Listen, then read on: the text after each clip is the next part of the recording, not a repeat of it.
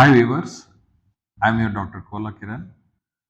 So ఈరోజు సెషన్లో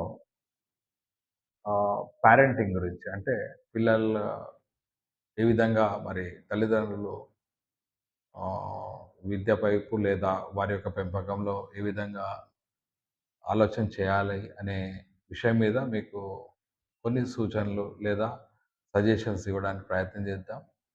ముఖ్యంగా ఇది ఎందుకు చేస్తున్నానంటే, దాదాపు పిల్లల యొక్క బోధనా శాస్త్రము, అదేవిధంగా చైల్డ్ సైకాలజీ మీద దాదాపు 25 సంవత్సరాలు పనిచేసిన తర్వాత నా యొక్క అనుభవాలు మీకు చెప్పడానికి ప్రయత్నం చేస్తాను, లేదా పంచుకోవడానికి ప్రయత్నం చేస్తాను. ప్రతి విద్యార్థి కూడా తల్లి మొదటి ఉపాధ్యాయుడు. తల్లిని మించిన ఉపాధ్యాయుడు ఎవరు ఉండరు. మరి తల్లి ఒడి నుంచి పిల్లాడు బడికి వెళ్తాడు. మరి ఈ క్రమంలో మనం ఒకటి గమనించాలి. నా యొక్క అనుభవంతో నేను చూశాను, చాలామంది తల్లిదండ్రులు మన పక్కింటి పిల్లవాడిని ఏ స్కూల్‌లో జాయిన్ చేస్తున్నారు, లేదా ఏదన్నా ప్రెస్టీజియస్ స్కూల్‌లో జాయిన్ చేద్దామన్న ఆలోచనే ఒకటి ఉంటుంది. కానీ ఒక విషయాన్ని గమనించట్లేదు.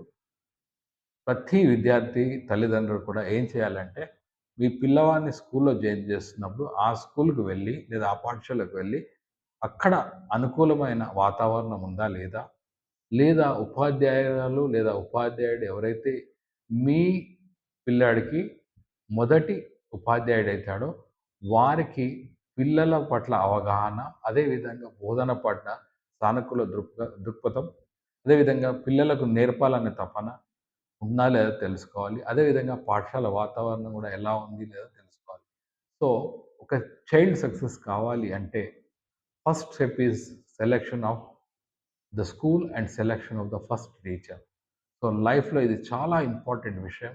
ఇది నా అనుభవంతోటి చెప్తున్నాను. నా యొక్క స్టడీలో అవగాహనకొచ్చిన తర్వాత మీకు చెప్పడానికి ప్రయత్నం చేస్తున్నాను. అంతేగాని పక్క వారిని చూసి మీరు పాఠశాలలో జాయిన్ చేయకండి.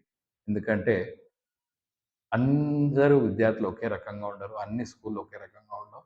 కాబట్టి మరి మీ పిల్లల్ని మీరు జాయిన్ చేసే ముందు మరోసారి ఆలోచించి మీ పిల్లాడిని స్కూల్ సెలెక్ట్ చేయండి. టీచర్‌ని కూడా సెలెక్ట్ చేయండి. Thank you. See you next video. ధన్యవాద్. This is doctor Kola.